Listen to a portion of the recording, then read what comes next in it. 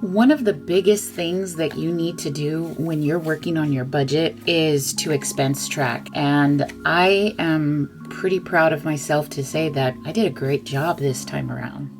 Hello everybody, and welcome back for another episode of My Chaotic Budget. My name is Sandra, and on this channel we do all things budget related when it comes to mine and my husband's paycheck. And in this episode we are going to do a budget closeout, the first one I've done in a while that I feel actually makes beautiful sense, and it gives me a bigger picture as far as where our problems are and how I can approach them. I think that sharing this, it makes me very vulnerable. And so if there are comments that need to come my way, please, hold back on the anger.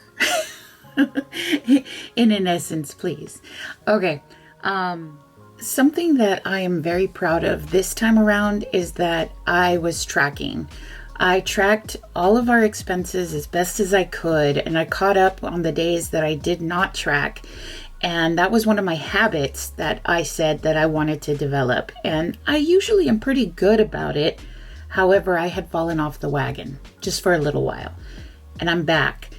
And one of the things I was doing, I was using Post-its. I was putting down on Post-its where we were spending things.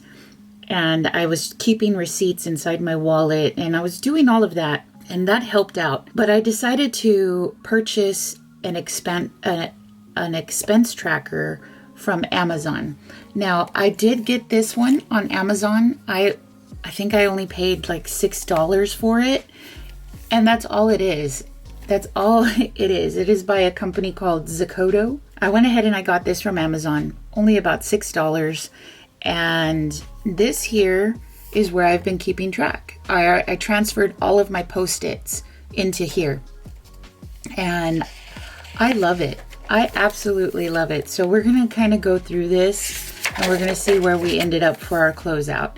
So if you want to join me, please make sure you get something to drink. Leave your comments down below and try to just keep them cool, calm, and collected. I have all of our budget here. And what we started off with, as you can see here, and this is of course with including all the rollover and my husband's paycheck, we had a total of $1,746.74. We paid all of our bills. We did all of these here. And then, of course, we did have debt snowball. However, we did have an unexpected bill, and it was one of the bills that I don't share, but I do have it here. So we have an unexpected bill of $220. And so I went ahead and I put that money that we had for a debt snowball towards that. I was just happy that we had the money to cover it because we didn't have to, pull teeth or take out a loan or do anything like that for problems or mistakes that we had. So that was a good thing. So we did have our bills here, and I do pay the bills first and foremost. Even if things are auto pay, I take them out.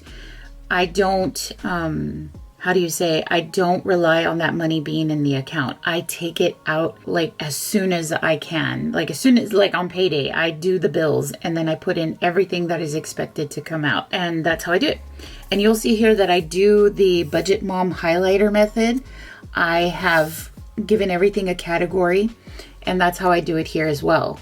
My bills are in this neon peach color, and my sinking funds and savings are going to be in this orange color. And then my groceries, dining out, gas, and spending each has their own color as well. And that's mainly what I track. I don't track anything else, and I don't divide everything into multiple categories. I tried doing that, and it was very difficult to keep up with. I don't have that time, especially when I'm back at work, to highlight everything or keep track or divide things into multiple categories. I just can't. It doesn't work for me. If it works for you, that's great. But I know with my own personal self and the way that I do things, it didn't work. And this is where we were at with the leftover. Now, I also included the debt snowball and extra savings. If you can take a look here, I'll try to zoom in a little bit more. It's a little easier to see. But I do have here, this is a debt snowball plus the extra payment here, or extra debt. So I moved this to my high yield savings account. So that way when I'm ready to pay for Target, that's what I'm going to pull out, which will be done next week when I get paid. and I'll be doing another paycheck budget, but I'm going to be combining my paycheck and my husband's magic check together, so that way we can pay for that. And I'll go through that in the next video. But here you'll see that I had that, and then I also did our high yield savings account savings right here, and that's $85, which I did do that. So I try to take care of all the bills, savings, and sinking funds all at the beginning of the month. I mean, at the beginning of the paycheck. Because if I don't take care of those, then I feel like I'm going to be too tempted to pull from them. Let's get into our expense tracking here. If you can see here, my groceries, dining out, gas, and spending, I give each one a color. Groceries is purple, dining out is pink, gas is blue, and spending is green.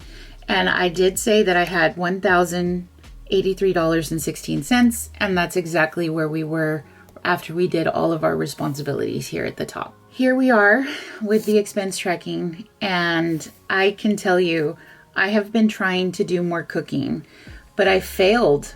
I failed in the essence that I never anticipate for 3 meals a day. That's where if I can ask you all to comment down below, do you all believe in 3 meals a day? My husband does. He believes in breakfast, lunch, and dinner.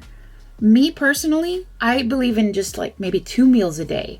I don't know what it is about the 3 meals, but I feel like it's too much to me. I don't know. Like, I don't believe in 3 meals. Like, I don't believe that you should have a huge breakfast, a huge lunch, and a huge dinner. And I'm trying to talk to my husband about that, but he believes in all 3. And that's why when I have to have breakfast sandwiches for him to have for breakfast in the mornings before he goes to work, because that's what he wants. He wants his breakfast sandwiches.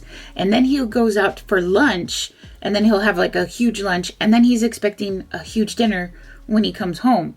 Now, my husband is not a big man. He's not. I mean, he weighs like a little over 200 pounds. But that's how he was brought up. His parents brought him up with thinking those 3 meals. And for me, I grew up in a low income home. He grew up in a middle class income. My low income home, we were just like, you know what? We've got lunch, we've got dinner, that's it. Breakfast, you're on your own. Have some cereal.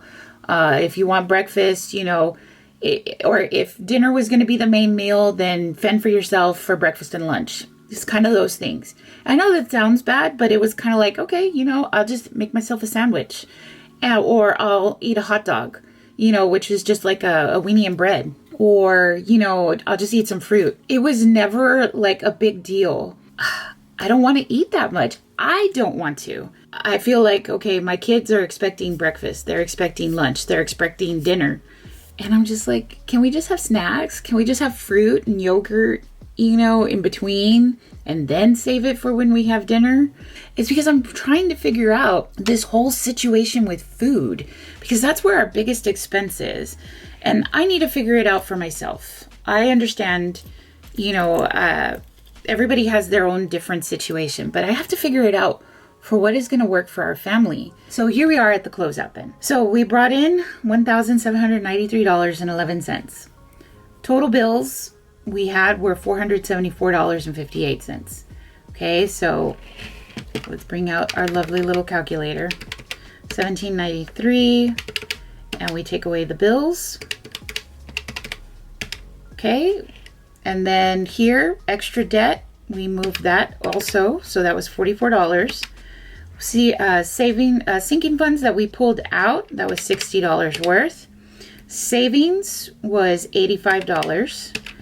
And then everything else here. Now, we did have that income come in from Upside, so I already included that over here because you can tell the amount was different. So this was him, but we added this into our income. So that's why this amount is different. So here then, we spent a total of only $314 in groceries.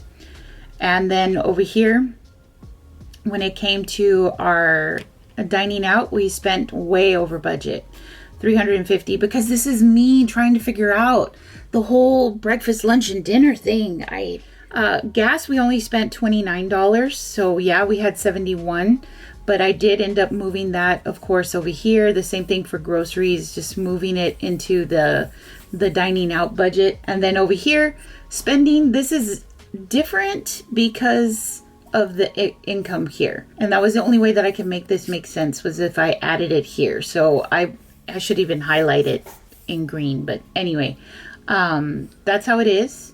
And so we ended up with 63.03. Now, I'm off by 3 cents somewhere. I don't know where those 3 cents are, and I'm not going to spend time wrecking my brain on figuring out where those 3 cents are. I'm just not. 3 cents is 3 cents. So, I know this was a little bit of a sporadic budget closeout. I feel like this is much better than where we were, and I get to kind of see where there's a problem. And I'm thinking to myself, all right, this is where we are.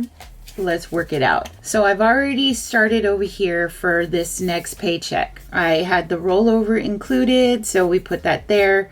And my husband got paid. I already paid some of the bills. And then here are the automatic withdrawals. And like I said, I know it was a little bit sporadic, but I'm hoping this helps me keep things better together, because I've been looking for a way to do it. And I thought this was the perfect way, because that's all it is.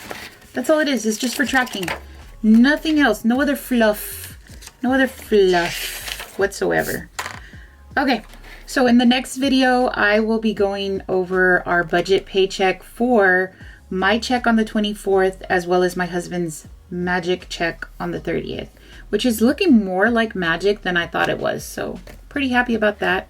And then we'll also get into our debt progress for Target and see how we're going to do this time around. All right, guys, I'll talk to you in the next one. Bye.